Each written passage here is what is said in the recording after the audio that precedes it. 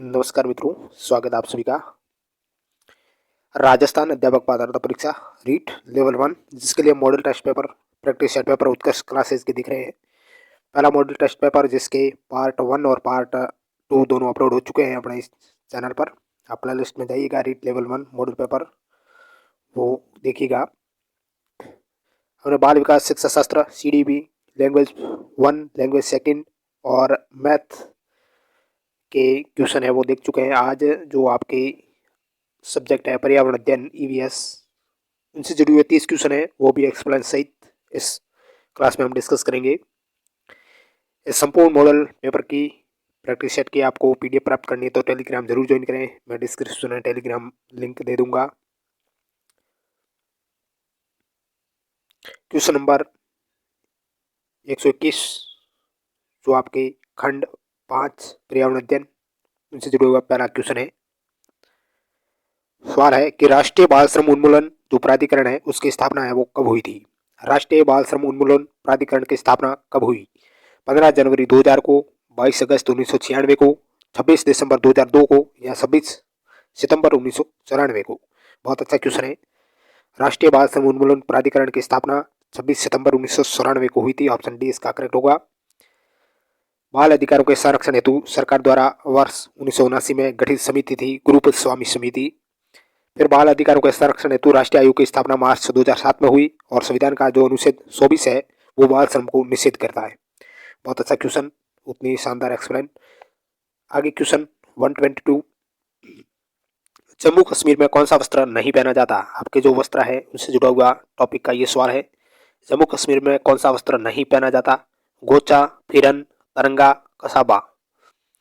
Option A गोचा है वो जम्मू कश्मीर का नहीं है। ये लद्दाख में पहना जाने वाला वस्त्र है गोचा, जो पुरुषों का वस्त्र होता है। इसके अलावा कुटॉप्स एक वस्त्र है वो भी महिलाओं का वस्त्र है जो लद्दाख में पहना जाता है। फिरन चोगा जैसा वस्त्र है जो जम्मू कश्मीर पहना जाता है। तरंगा है वो सिर पर पहने जाने वाला वस्त्र है। कसाबा है वो लाल रंग की टोपी, ये जम्मू कश्मीर के हैं। गोचा और कुटॉप्स ये लद्दाख के। आगे सवाल 123 सवाल है, जो नौलखा बावड़ी है वो कहाँ स्थित है? दौसा में, उदयपुर में, डूंगरपुर में या कोई नहीं। ऑप्शन सी होगा इसका करेक्ट। डूंगरपुर में है नौलखा बावड़ी। इसके अलावा चांद बावड़ी आबानेरी दौसा में है। त्रिमुखी बावड़ी है वो उदयपुर में है। नेक्स्ट 124 क्वेश्चन, किस चित्र शैली में चित्रकारों ने अपनी कृति के नीचे नाम पता अंकित करना प्रारंभ किया? यानी जो चित्र है उसके नीचे अपना नाम और पता है वो लिखा। जोधपुर शैली में, बीकानेर शैली, मेवाड़ शैली या आमेर शैली। ऑप्शन बी बीकानेर शैली में। बीकानेर शैली जिसका स्वर्णकाल महाराजा अनूप सिंह का समय है वो माना जाता है। चित्रकार की बात करें तो जय किशन, राम किशन, रुकमुद्दीन, अली रजा, ये सारे बीकानेर शैली के चित्रकार हैं। प्रमुख चित्र है भागवत पुराण जो राय सिंह के समय उकेरा गया भागवत पुराण। जोधपुर शैली की बात करें तो स्वर्णकाल महाराजा मान सिंह का माना जाता है। नाथ संप्रदाय का यहाँ अधिक प्रभाव रहा है। प्रमुख चित्र उत्तर अध्ययन सूत्र रागमाला जो विठल दास द्वारा चित्रित है। प्रमुख चित्रकारों की बात करें तो शिवदास, जीतमल, सज्जू, कृष्णदास ये जोधपुर शैली के चित्रकार हैं। मेवाड़ शैली की बात करें तो स्वर्ण काल है वो जगत सिंह प्रथम का काल माना जाता है। इसमें जो प्रमुख चित्र है वो ढोला मारू जो नासिरुद्दीन द्वारा उकेरा गया। कलीला दमना ये प्रमुख चित्र यहाँ के हैं मेवाड़ शैली के। प्रमुख चित्रकारों की बात करें तो नूरुद्दीन है, मनोहर है, कृपाराम है, गंगाराम है। फिर आमिर शैली मुगल शैली का इस पर अत्यधिक प्रभाव। प्रमुख विशेषता है आमिर शैली की लाल, पीला और केसरिया रंग का प्रयोग होता है। आदमकद चित्रण है या उद्यान चित्रण है। प्रमुख चित्रकारों की बात करें तो लालजी, कुशला, रामजी दास। नेक्स्ट 125 क्वेश्चन, वन रिपोर्ट 2021 के अनुसार वन क्षेत्र में सर्वाधिक बढ़ोतरी वाला जिला कौन सा माना जाता है? जालोर, अजमेर, जोधपुर, उदयपुर। वन रिपोर्ट 2021 के बाद वन क्षेत्र में सर्वाधिक बढ़ोतरी ऑप्शन बी अजमेर में। नेक्स्ट 126वां सवाल है, निम्न में से किसने हार्मोन शब्द दिया? हार्मोन जो शब्द है वो किसने दिया? विलियम हार्वे ने, स्टाइलिंग ने, लैंड स्टीनर ने या थॉमस एडिसन ने। ऑप्शन बी करेक्ट है, स्टाइलिंग ने। हार्मोन शब्द स्टाइलिंग ने दिया था। रक्त परिसंचरण की खोज विलियम हार्वे ने की थी। रक्त समूह की खोज है वो कार्ल लैंड स्टीनर ने की थी। और अंतःस्रावी तंत्र के जनक है वो थॉमस एडिसन माने जाते हैं। बहुत अच्छा सवाल, एक्सप्लेन शानदार। 127 क्वेश्चन आपके सब्जेक्ट हम पर्यावरण अध्ययन EVS देख रहे हैं। बाकी के पार्ट अपलोड हो चुके हैं, आप प्ले लिस्ट में जाइएगा और जरूर देखिएगा। 127 क्वेश्चन है, निम्न में से कौन सा जिला कानन मेला से संबंधित है? कानन मेला कहाँ भरता है? करौली में, बाड़मेर में, झालावाड़ में या भरतपुर में? ऑप्शन बी करेक्ट है, बाड़मेर में। उत्कर्ष क्लासेज की मॉडल पेपर है, बहुत अच्छे मॉडल पेपर है, आप हमारे साथ जुड़े रहे। इसके अलावा मल्लीनाथ पशु मेला तिलवाड़ा बाड़मेर में, वो भी चैत्र कृष्ण एकादशी से चैत्र शुक्ल एकादशी तक। महावीर जी का मेला करौली में भरता है। गंगा दशहरा मेला कामा भरतपुर में, और बजरंग पशु मेला भरतपुर में। जसवंत पशु मेला भरतपुर में। चंद्रभागा मेला जरूर पूछा जाता है, जो झालरापाटन झालावाड़ में, और घाघरा उर्स है वो भी झालावाड़ में।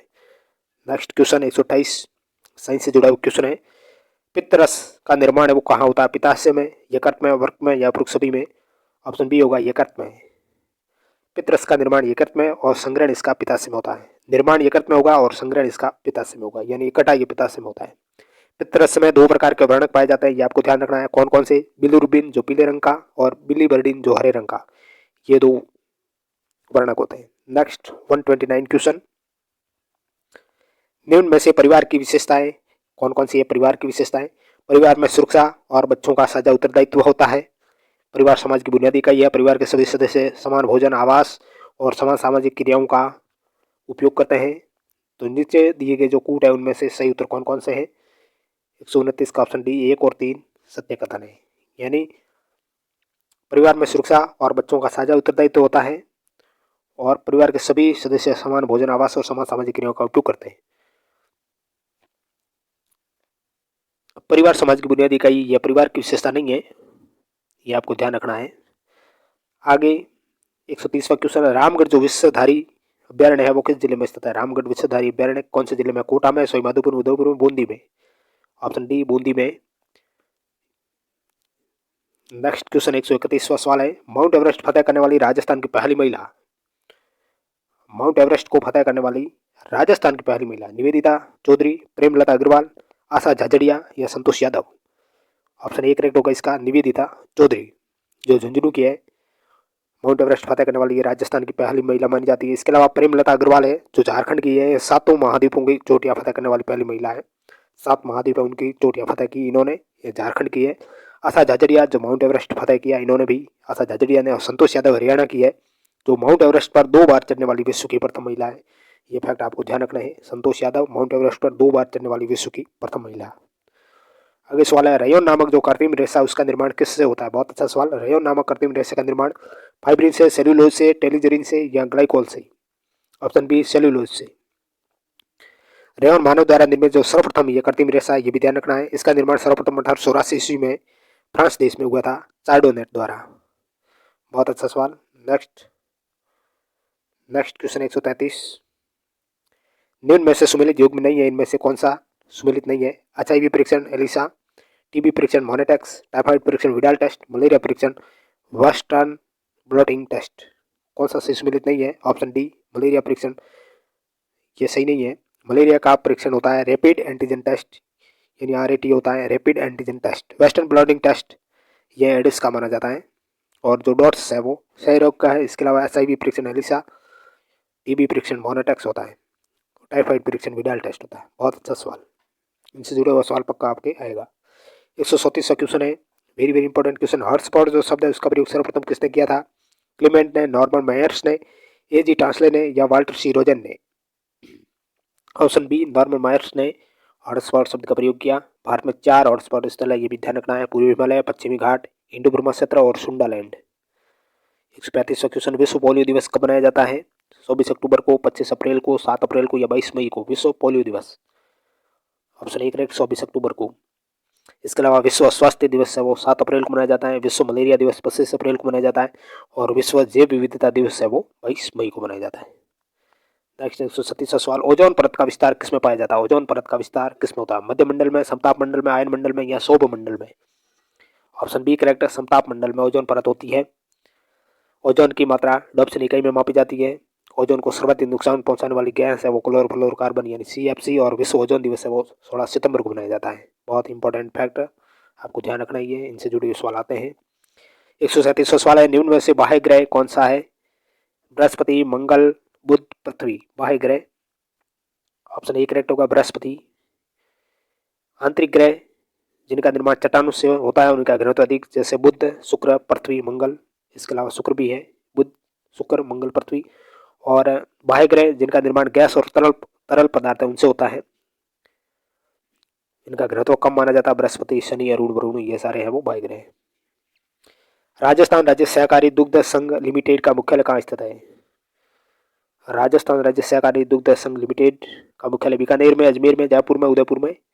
ऑप्शन सी करेक्ट, जयपुर में। इसकी स्थापना 1975 में हुई थी और राजस्थान की प्रथम डेयरी है वो बदमा डेयरी है।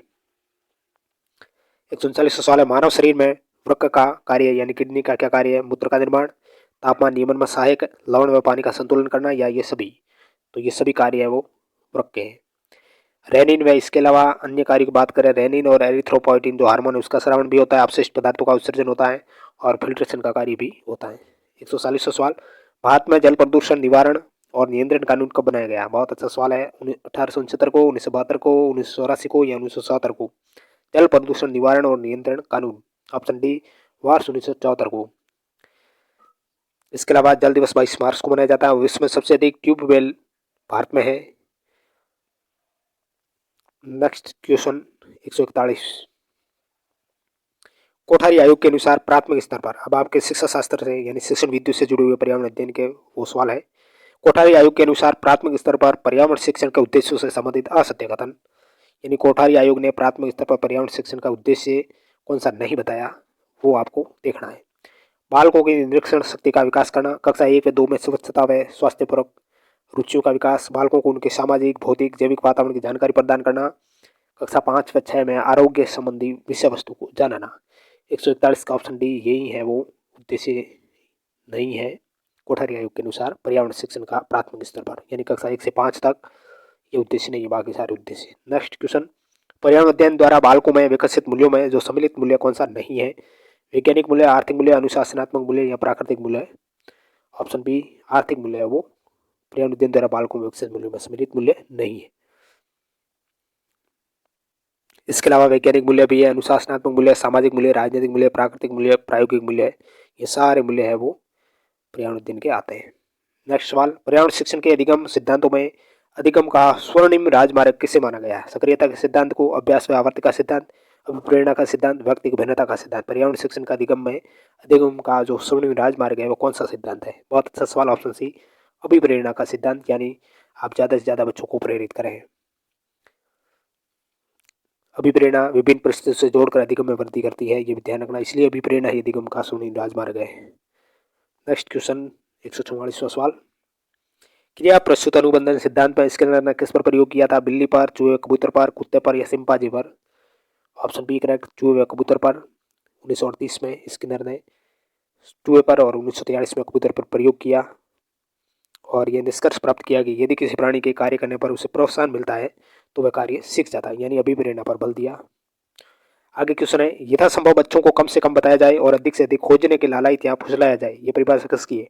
टेलीरैंड की, वॉल्टेयर की, स्मिथ की, स्पेंसर की? बहुत अच्छा सवाल, यह स्पेंसर का कथन है। उन्होंने कहा कि बालकों को खोज प्रवृत्ति को विकसित करने पर बल दिया जाए। नेक्स्ट सवाल है, सोम करके सीखना यानी लर्निंग बाय डूइंग, यह सिद्धांत है वो किस विधि से संबंधित है? सोम करके सीखना, मस्तिष्क द्वेलन विधि, क्रियाकलाप गतिविधि या क्रियात्मक विधि, भूमिका निर्वाह विधि या भ्रमण विधि? ऑप्शन सी भूमिका निर्वाह विधि। जीवन में प्रत्येक व्यक्ति की विभिन्न भूमिका होती है जिससे व्यक्ति को निर्वाह करना होता है और ऐसी परिस्थिति में सोच करके सीखता है, भूमिका निर्वाह विधि द्वारा ही यह संभव है।